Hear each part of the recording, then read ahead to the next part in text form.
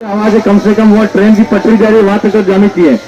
बोलिए माँ बालेश्वर दयाल की, गोमनिया धाम की, भक्त और भगवान की। सबसे पहले बामनिया की से पवित्र धरती को नमन। आज का जो कार्यक्रम है मामा जी की 26वीं पुण्यतिथि के इस अवसर पर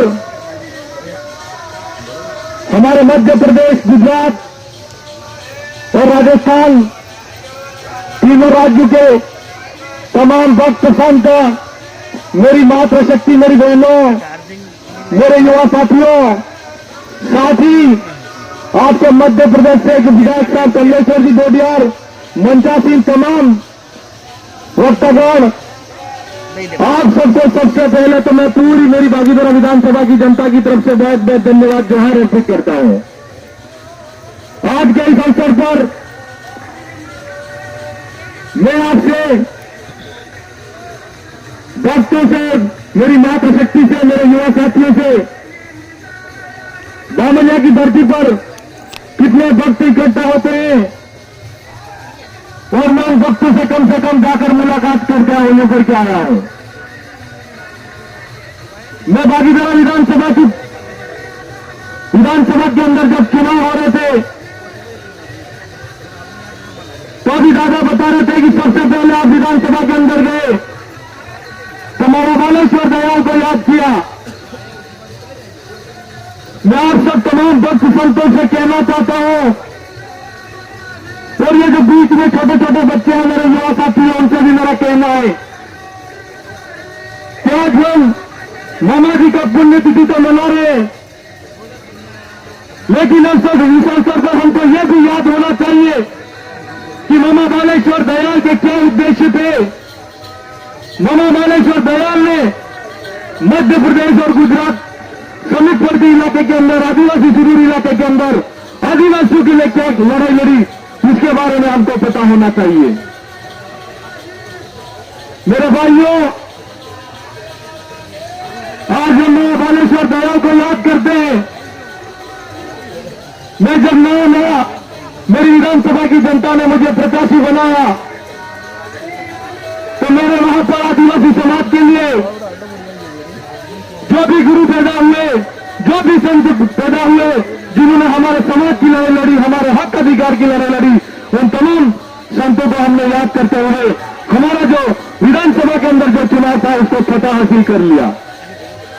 कहीं न कहीं आज मैं बागीपुरा विधानसभा से राजस्थान की विधानसभा के अंदर पहुंचा हूं, मामा बालेश्वर दयाल का आशीर्वाद और प्रेम है, तभी जाकर यह संभव हो पाया है।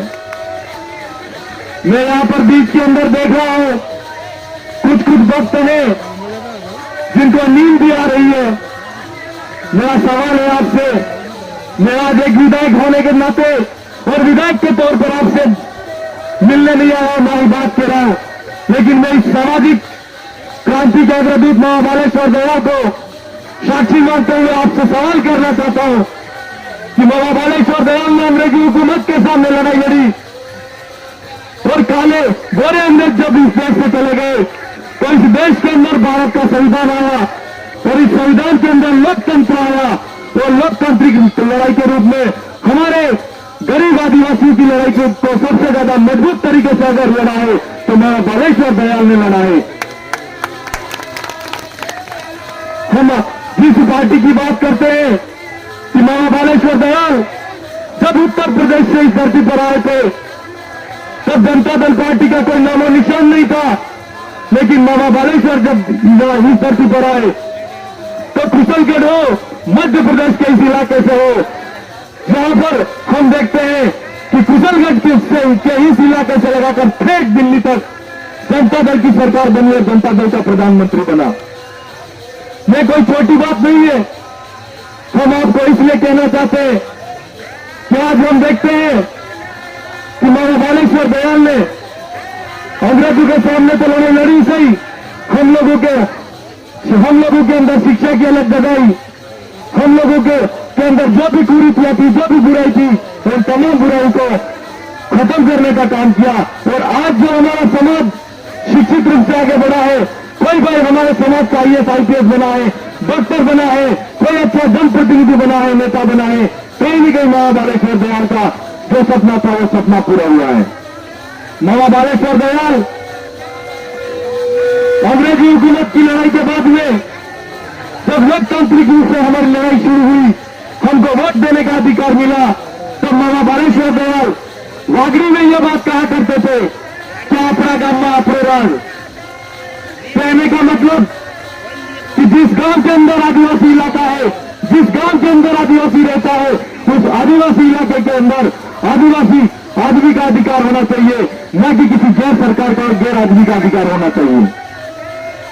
यह बात आज सच्ची साबित हुई।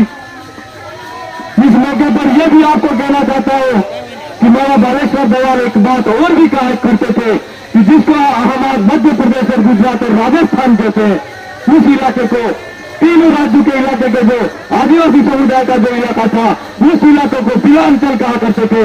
और जिसको आज की तारीख के अंदर मेरे जैसे और कमलेश्वर जी डोडिया के जैसे जो युवा साथी है, जो विधानसभा की सदन के अंदर जा रहे हैं, हमारे जो सांसद महोदय हैं लोकसभा की सदन के संसद के अंदर जा रहे हैं, वो बिलांचल जो महाबालेश्वर दयाल कहा करते थे, उसको आज 30 प्रदेश का नारा कहते हैं। मेरे भाई, ये महाबालेश्वर दयाल की लड़ाई है। उसी लड़ाई को आज की जो युवा पीढ़ी लड़ाई लड़ रही है, उसके माध्यम से आपको जोड़ना चाहता हूं। हम अगर महाबालेश्वर दयाल को मानते हैं और अपने आप को सत्ता भक्त कहना चाहते हैं, तो मैं आज तमाम मंच पर बैठे हुए यहाँ पर तमाम मेरे जितने भी भक्त संत हैं, मेरी मातृशक्ति है, उनसे कहना चाहता हूं कि महाबालेश्वर दयाल इस पवित्र भूमि पर आए हो आप, तो अपने मन मस्तिष्क के अंदर महाबालेश्वर दयाल का एक सपना लेकर अपने घर पर जाना और आज से ये ठान लेना कि हमको जिस आदिवासी समाज के अंदर हमने जन्म लिया है, उसके अंदर उस समाज का हम पे कर्जा है। महाबालेश्वर दयाल का अगर सपना पूरा करना चाहते हैं तो एक संकल्प लेकर जाना और उस संकल्प को पूरा करने के लिए अपना जीवन यापन कर देना, फिर पूरा जीवन अपना समर्पित कर देना। ये हम आपसे कहना चाहते हैं मेरे भाई। आप सब यहाँ पर बैठे हो, कई साथी वहां पर भक्त मंडी के माध्यम से भक्ति कर रहे हैं, लेकिन महाबालेश्वर दयाल हमको जो भी उपदेश देकर गए थे, जो भी हमको सिद्धांत दिए थे, जितनी भी उन्होंने बातें कही थी, उन बातों को अगर हम पूरा करना चाहते हैं तो उन भक्ति के माध्यम से उनको याद करना, यह हमारा बड़प्पन है, यह हमारा सौभाग्य है। लेकिन हमको एक बात और भी याद रखनी चाहिए कि महाबालेश्वर दयाल आज इस धरती पर नहीं है, लेकिन उनके उपदेश और उनके सिद्धांत जिंदा है। वो हम कितने भी भजन करेंगे लेकिन वो लौट के नहीं आएंगे। लेकिन अगर उनके उपदेशों को हमने सच्चे मन से स्वीकार किया और एक एक व्यक्ति ने यह मान लिया कि महाबालेश्वर दयाल का अधूरा सपना है, उसको पूरा करना है, तो निश्चित तौर पर महाबालेश्वर के सपने पूरे होंगे। महाबालेश्वर दयाल इस समाज के अंदर अच्छी शिक्षा कैसे हो, उसके लिए काम करना चाहते थे और हमारे समाज के अंदर अच्छी शिक्षा देने के लिए उन्होंने पूरा जीवन समर्पित कर दिया।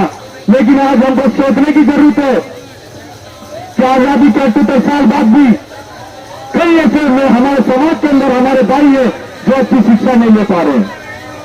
तो हमारे समाज के अंदर अच्छी शिक्षा कैसे हो, वो हमको सोचना चाहिए। इस पवित्र भूमि पर जब जनता दल की सरकार थी तो मैंने अभी कई मीडिया के माध्यम से और कई हमारे महाबालेश्वर दयाल के भक्त थे, उनके माध्यम से सुना और उन्होंने मुझे बताया कि सबसे पहले इस पवित्र भूमि पर अगर हम बात करें तो एक आधुनिक शिक्षा केंद्र बनाने के लिए मुख्यमंत्री के तौर पर मध्य प्रदेश के हुआ करते थे दिग्विजय सिंह, उन्होंने घोषणा की थी। लेकिन वो सपना आज हम अगर आकर देखते हैं तो अभी तक पूरा नहीं हुआ। उसके बाद में एक उप मुख्यमंत्री हुई थी जमुना देवी, उनके बारे में हमने सुना, उन्होंने भी इस क्षेत्र के लिए यहाँ पर एक अच्छा अस्पताल बने ताकि यहाँ के आदिवासी इलाके के अंदर जो भी हमारे भाई जो बीमार होते हैं उनको अच्छी चिकित्सा मिले, यूं करके उन्होंने अच्छे अस्पताल बनाने की घोषणा की थी। लेकिन आज भी वो सपना अधूरा का अधूरा है। और हम आपको इसलिए ये बात बता रहे हैं कि इस देश के अंदर एक रक्षा मंत्री हुए थे जॉर्ज फर्नांडिस, उन्होंने इस क्षेत्र के अंदर आदिवासी बेल्ट के अंदर सैनिकों की स्त्री की घोषणा की थी कि अगर यहाँ पर की सरकार और यहाँ इस इलाके के अंदर अगर जमीन उपलब्ध हो, जमीन सरकार उपलब्ध कराएगी तो निश्चित तौर पर सैनिक स्कूल खुलेगा। और सैनिक स्कूल अगर खुलेगा तो आदिवासी इलाके का आदमी आज जो बेरोजगार घूम रहा है उसको कहीं न कहीं सेना में भर्ती होकर देश की सेवा करने का मौका मिलता। लेकिन वो सपना भी हमारा अधूरा रहा। हम ये सब बातें आपके सामने क्यों रख रहे हैं? महाबालेश्वर दयाल जिन्होंने अंग्रेजी हुकूमत के सामने लड़ाई लड़ी और आजादी के बाद में भी हमारे समाज के लिए सामाजिक क्रांति के रूप में उन्होंने हमारे साथ में संघर्ष किया और कई सड़कों पर आंदोलन किए, कितनी बार जेलों के अंदर गए। लेकिन क्या हुआ? यहां से राज्यों की जितनी सरकारें बनी थी, दिल्ली के अंदर जितनी सरकारें बनी, मात्र महाबालेश्वर दयाल का नाम लेकर, हम लोगों का वोट लेकर हमारे वोटों को से सरकार बनाने का काम किया। वाकई में इस भूमि पर कोई काम होना चाहिए था, वो नहीं हुआ। अब हम लोगों को समझने की जरूरत है। यहाँ पर कमलेश्वर जी डोडियार सेलाना के विधायक है और मध्य प्रदेश के अंदर ये बुनियादी पवित्र बुनियादी है। जो मध्य प्रदेश के विधायक साहब से भी कहना चाहता हूँ कि इस क्षेत्र के अंदर आदिवासी इलाका है, यहाँ पर एक आर्ट्स कॉलेज खुलनी चाहिए और साथ साथ कृषि इलाके के अंदर हमारा जो यहाँ पर आदिवासी इलाका अधिकतर है, जो कृषि और खेती और मजदूर किसान के बेटे हैं हम लोग, तो हमारे बच्चों को एक कृषि विद्यालय महाविद्यालय भी होना चाहिए। ऐसा मैं आपसे गुजारिश करना चाहता हूँ कि विधानसभा की सदन के अंदर आप जाओ तो इस क्षेत्र के लिए महाविद्यालय की मांग करो। और हम भी आपको भरोसा देना चाहते हैं कि हम राजस्थान के बने विधायक हैं, लेकिन निश्चित तौर पर मध्य प्रदेश की सरकार को हम लेटर लिखेंगे और हमारे सांसद महोदय के माध्यम से भी जो सैनिक स्कूल का अधूरा सपना है, अत्याधुनिक शिक्षा का जो केंद्र बनाने का जो सपना अधूरा है, उसको हम दिल्ली की संसद के अंदर उठाने का काम करेंगे। यह हम आपको भरोसा देना चाहते हैं। क्या यह सपना हमारा पूरा होना चाहिए कि नहीं होना चाहिए? अब हाथ खड़ा करके आश्वासन दो हम लोगों को, होना चाहिए। यह आगे तो सो गए लग रहा है, ज्यादा कहीं खाना नहीं खा लिया। तो मेरे भाइयों, आप सबको बहुत सारी बातें पता है, लेकिन हम आपको यही कहना चाहेंगे कि हमको फिर से महाबालेश्वर दयाल को मानते हैं। तो महाबालेश्वर दयाल के अधूरे सपने को पूरा करना है तो हमको अपने आप को सामाजिक रूप से महाबालेश्वर दयाल के अनुयायी, शिष्य मानकर, भक्त मानकर हमको अपने आप को समाज के अंदर हमारा कम से कम पूरा जीवन समर्पित नहीं करें, लेकिन दिन का मात्र 1 घंटा सामाजिक रूप से सोचने का प्रयास करें। ऐसा मैं आपसे कहना चाहता हूं। और जो भी यहाँ पर भक्त बैठे हैं उनको मेरी खास कर गुजारिश है कि हम अगर हमारे बच्चों का, हमारे समाज का भविष्य सुधारना चाहते हैं तो एक काम और करना कि आप अगर यहाँ से जा रहे हो तो हमारा बच्चा कितने बजे स्कूल जाता है और हमारा बच्चा कब स्कूल जाकर कितने जब उससे पढ़ाई सही समय पर शिक्षा लेता है, इसके बारे में भी आपको जानकारी रखनी है। और साथ साथ महाबालेश्वर दयाल अभी अब नारा लगा रहे थे कुछ भाई कि दारू दापो टूटेगा, दारू दापा टूटेगा। तो मेरा आपसे गुजारिश है कि अगर जितना भी भाई यहाँ पर है, कम से कम आप तो नहीं करते होंगे, लेकिन जो भी हमारे गांव समाज के अंदर दारू का सेवन करते हैं तो हमको प्रण लेकर जाना है कि किसी भी भाई को दारू का सेवन नहीं करना है। साथ साथ हमारे समाज की सबसे बड़ी विडंबना है कि हम देखते हैं कि किसी भी लड़की का अगर हम 2 समाज और 2 परिवार 2 गांव मिलकर अगर विवाह कराते हैं तो इसके बाद में अगर कोई दोनों के अंदर अनबन होती है तो हम उसका दाता लेते हैं। तो यह भी एक सिस्टम है जो लड़की का पैसा होता है वो भी नहीं लेना चाहिए। मैं इसके अंदर सहमत हूं। महाबालेश्वर दयाल भी कहा करते थे। तो निश्चित तौर पर नवाचार, नई सोच के साथ में आप संकल्प लेकर, संकल्पबद्ध होकर घर से जाए और निश्चित तौर पर आज महाबालेश्वर दयाल नहीं है, लेकिन इनके अधूरे सपने हैं वो पूरे करने का संकल्प लेकर जाए। आप सब ने हमको यहाँ पर सुना, इसके लिए आप सबको पूरे भक्त संतों मेरी तरफ से मेरी पूरी विधानसभा की जनता की तरफ से बहुत बहुत धन्यवाद जोहार अर्पित करते हुए, मामाजी को नमन करते हुए मेरी बात को यही विराम देता हूँ। धन्यवाद, जोहार। भारत माता की।